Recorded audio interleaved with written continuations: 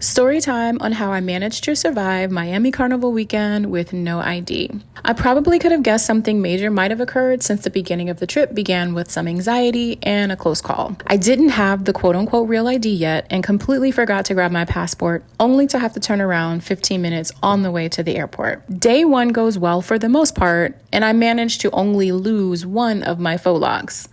But losing my whole purse at the mall on day two with every ID I own, including my passport, made me question my whole life. Because how was I getting back home from Miami?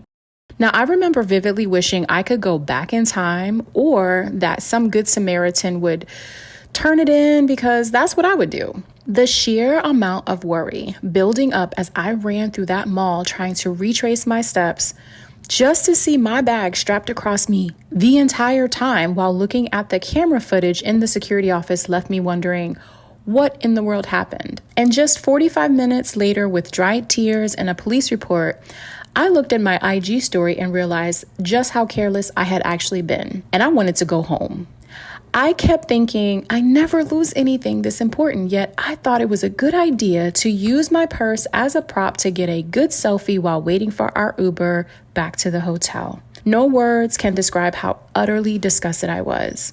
I started convincing myself that not only was I not deserving of this trip, but I was no longer in the mood to party at all. I didn't want to see people or explain why my energy was so low. But it did occur to me that not going wasn't going to change what happened. I somehow managed to get myself together and ended up in the VIP section and backstage of the next event. Special shout out to every day I made it to the gym and the dress my daughter made me try on and pack just in case. And despite the mental struggle to enjoy the rest of my trip, it could have been so much worse. No lives were lost, and it doesn't mean I'm irresponsible or careless or doomed. It just means I'm human enough to lose things, human enough to panic, and human enough to find my way back.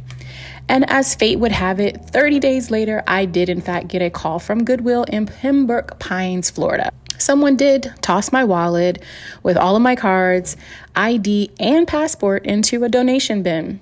So I say all that to say, appreciate the freedom to grow through some moments. And it helps to remember that some days are about forgiving yourself, having grace, and a really sexy dress.